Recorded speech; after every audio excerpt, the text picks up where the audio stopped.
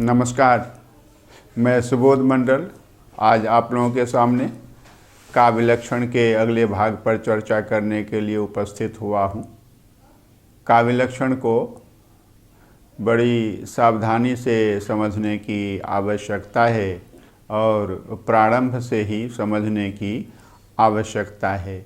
इससे यह लाभ होगा कि रटने की ज़रूरत नहीं पड़ेगी और रटा हुआ जल्दी भूल भी जाता है तो आप भूलेंगे भी नहीं, यह लाभ होगा।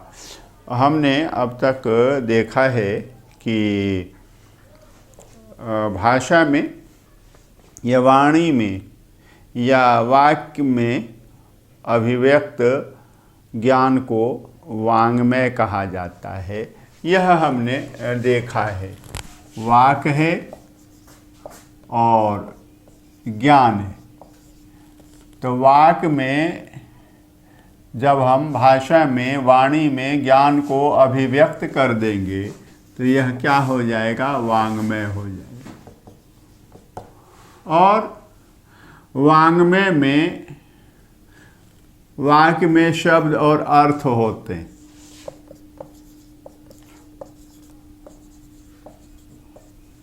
तो वाङ्मय शब्द प्रधान हुआ करता है, वाङ्मय अर्थ प्रधान हुआ करता है और वाङ्मय शब्द और अर्थ प्रधान हुआ करता है।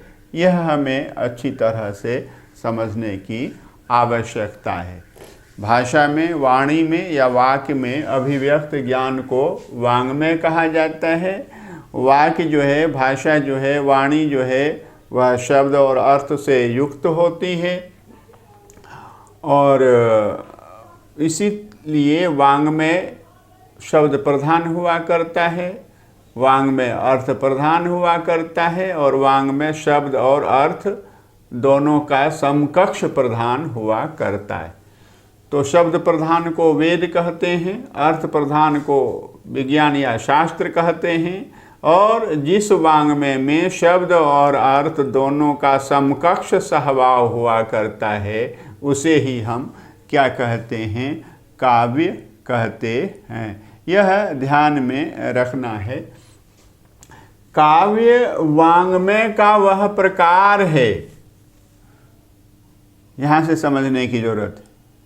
काव्य वाङ्मय का वह प्रकार है जिसमें शब्द और अर्थ का समकक्ष सहभाव हुआ करता है। काव्य वाङ्मय का एक प्रकार है जिसमें शब्द और अर्थ दोनों का सहभाव हुआ करता है। वाङ्मय में वेद भी आता है, वैदिक साहित्य भी आता है, शास्त्र और विज्ञान भी आता है और काव्य भी आता है। काव्य वाङ्मय का एक प्रकार है, शास्त्र भी वाङ्मय का एक प्रकार है, विज्ञान भी वाङ्मय का एक प्रकार है और वेद भी वाङ्मय का एक भाग है, एक हिस्सा है। इस तरह से हमें समझने की आवश्यकता है। तो वाङ्मय का जो प्रकार जिसमें शब्द की प्रधानता होती है वह वैदिक साहित्य कहलाता है।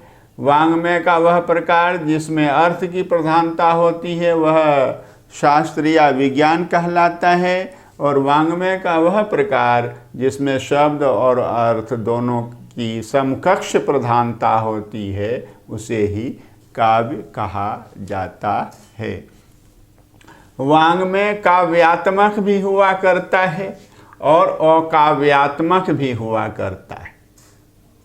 काव्यात्मक वाङ्मय को ही काव्य भी कहा जाता है, ये ध्यान में रखना है। वाङ्मय काव्यात्मक भी हुआ करता है और अकाव्यात्मक भी हुआ करता है। तो काव्यात्मक वाङ्मय को काव्य कहा जाता है।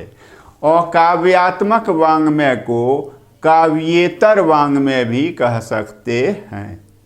अकाव्यात्मक वाङ्मय को काव्येतर वाङ्मय भी कह सकते हैं। काव्येतर वाङ्मय में विज्ञान और शास्त्र आया करते हैं। तो यह समझना है। और बताया कि काव्य वाङ्मय का वह प्रकार है जिसमें शब्द और अर्थ दोनों का समकक्ष सहभाव हुआ करता है। शास्त्र या विज्ञान वाङ्मय का वह प्रकार है जिसमें अर्थ की प्रधानता हुआ करती है। और काव्य को काव्यात्मक वाङ्मय भी कहा जाता है, विज्ञान को अकाव्यात्मक वाङ्मय भी कहा जाता है, शास्त्र को अकाव्यात्मक वाङ्मय भी कहा जाता है, या फिर शास्त्र को काव्येतर वाङ्मय भी कहा जाता है, या विज्ञान को काव्येतर वाङ्मय भी कहा जाता है। इतना समझ लेने के बाद एक चीज़ यह समझनी है कि लोक साहित्य क्या है। स्मृति परंपरा से या व्यवहार परंपरा से, यह ध्यान में रखना है। स्मृति परंपरा से या व्यवहार परंपरा से, और व्यवहार परंपरा से ही स्मृति परंपरा भी सुरक्षित रहती है। व्यवहार न हो तो स्मृति के लुप्तप्राय होने की आशंका रहती। तो स्मृति परंपरा से और व्यवहार परंपरा से, या व्यवहार परंपरा से और स्मृति परंपरा से, लोगों के कंठ में जीवित साहित्य को ही लोक साहित्य कहा जाता है।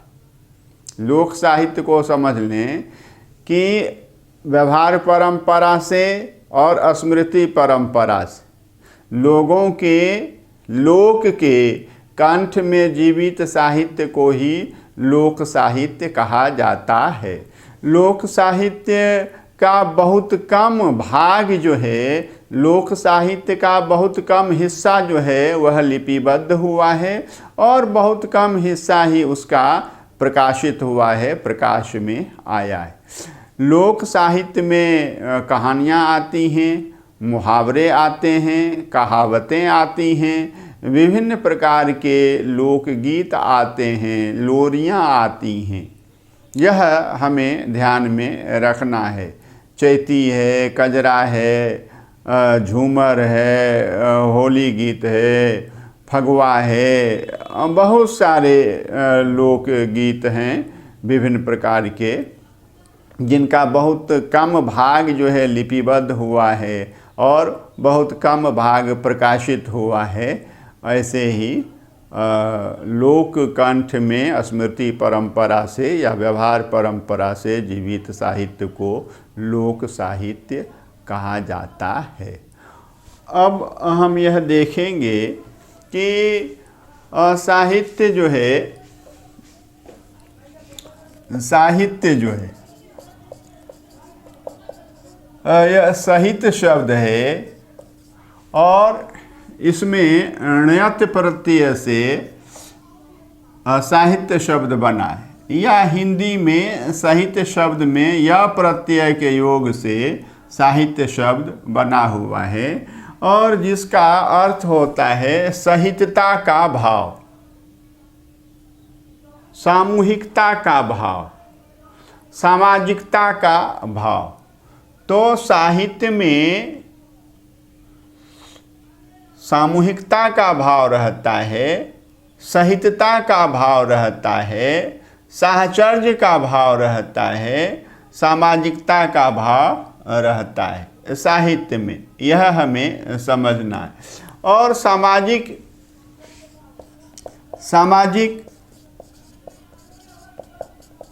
हम जानते हैं कि समाज में इक प्रत्यय के योग से सामाजिक शब्द बनता है, और सामाजिक का अर्थ होता है समाज का या समाज से संबंधित।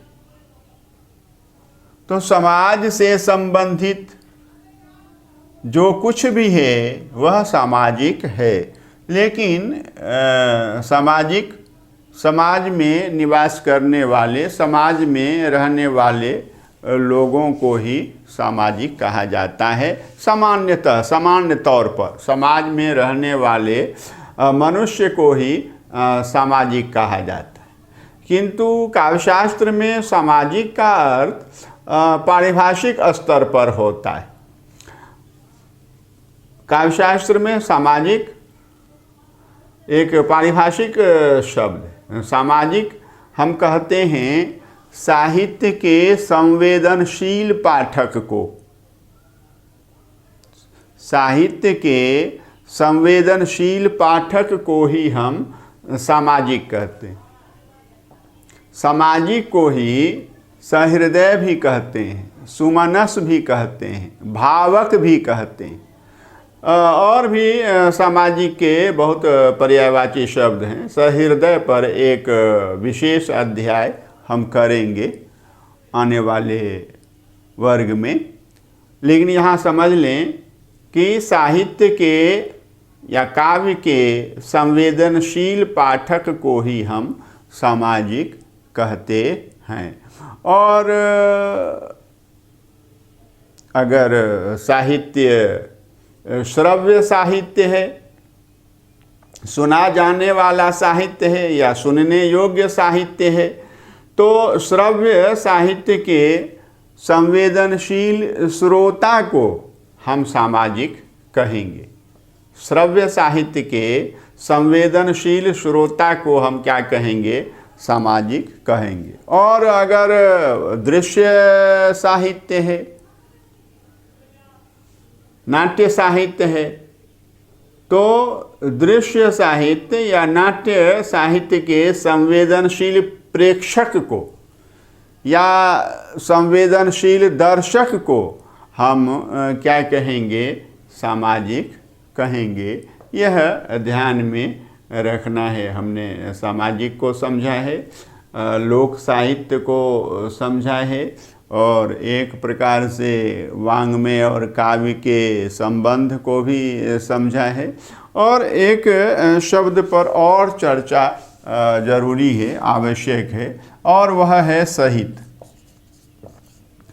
सहित श्लिष्ट शब्द है। सहित जो है श्लिष्ट शब्द है, इसमें कई अर्थ चिपके हुए। और एक तो सहित का अर्थ होता है साथ साथ,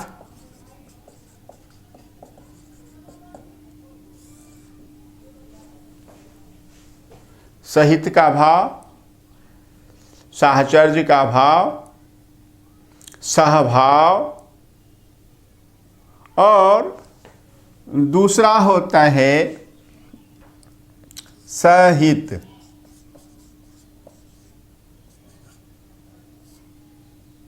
सहित समान हित। सहित मतलब समान हित या सतत हित।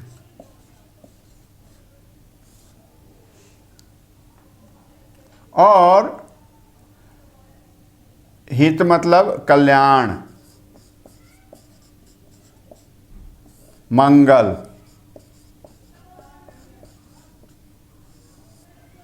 तो साहित्य में सामूहिकता का भाव होता है, सामाजिकता का भाव होता है।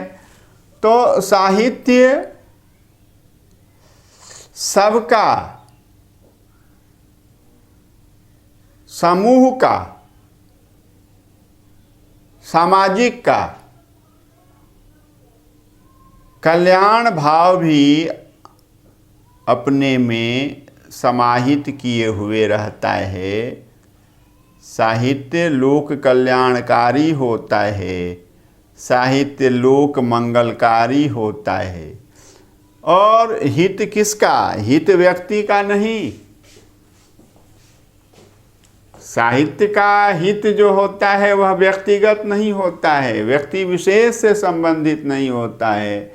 साहित्य का हित जो है वह सामाजिक हित होता है, वह लोक हित से संबंधित होता है। तो यह ध्यान में रखना है कि साहित्य में सामाजिक लोगों के सबके कल्याण की भावना सुरक्षित रहती है, मंगल की भावना सुरक्षित रहती है। तो यह हमने ध्यान से देखा है। और यह देखेंगे कि काव्य या साहित्य है क्या। भाषा के माध्यम से जगत जीवन की भावात्मक अभिव्यक्ति को काव्य या साहित्य कहा जाता है। यह ध्यान में रखना है। भाषा के माध्यम से जगत जीवन की, सामाजिक जीवन की भावात्मक अभिव्यक्ति को काव्य या साहित्य कहा जाता है। तो काव्य का क्षेत्र जो है सामाजिक जीवन, काव्य का क्षेत्र जो है जगत जीवन। काव्य किससे संबंधित है? तो जगत जीवन से संबंधित है, सामाजिक जीवन से संबंधित है। और इसकी प्रक्रिया क्या है? तो इसकी प्रक्रिया जो है वह भावात्मक प्रक्रिया है। यह ध्यान में रखना है। साहित्य की प्रक्रिया जो है वह भावात्मक प्रक्रिया है। और दूसरी विशेषता साहित्य की जिससे हम विज्ञान को और शास्त्र को अलग कर सकते हैं वह यह है कि शास्त्र या विज्ञान विवेचनात्मक हुआ करता है, शास्त्र या विज्ञान विश्लेषणात्मक हुआ करता है। लेकिन साहित्य जो है वह जो है साहित्य संश्लेषणात्मक हुआ करता है। ये ध्यान में रखना है।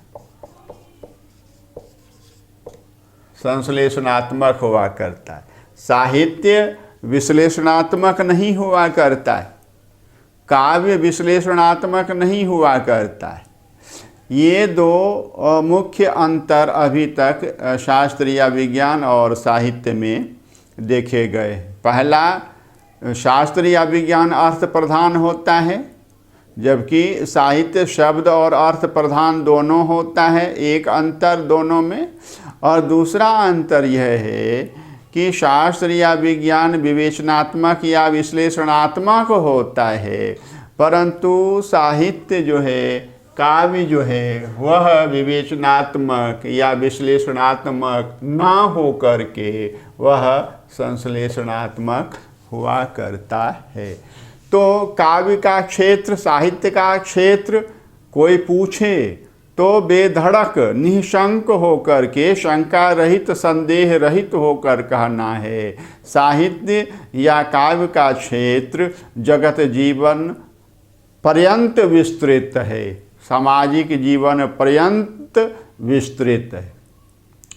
समाज का जीवन जहाँ तक है साहित्य वहाँ तक फैला हुआ है, जगत का जीवन जहाँ तक फैला हुआ है साहित्य का क्षेत्र वहाँ तक फैला हुआ है। यह ध्यान में रखना है। और साहित्य की प्रक्रिया भावात्मक और अंतर साहित्य और शास्त्र में या विज्ञान में, तो शास्त्र और विज्ञान में शब्द की प्रधानता नहीं होती है, अर्थ की प्रधानता होती है। और काव्य या साहित्य में शब्द अर्थ दोनों की समकक्ष प्रधानता होती। शास्त्र या विज्ञान में केवल अर्थ की प्रधानता होती है। शब्द पर्यायवाची परिवर्तित भी किए जा सकते। साहित्य में न तो शब्द परिवर्तित किए जा सकते हैं और न ही अर्थ भी परिवर्तित किए जा सकते। यह ध्यान में रखना है। और साहित्य संश्लेषणात्मक हुआ करता है, काव्य संश्लेषणात्मक हुआ करता है, और जबकि विज्ञान और शास्त्र विवेचनात्मक हुआ करता है, विश्लेषणात्मक हुआ करता है। आज हमने इतना देखा, फिर अगले वर्ग में इससे आगे बढ़ेंगे। बहुत बहुत धन्यवाद।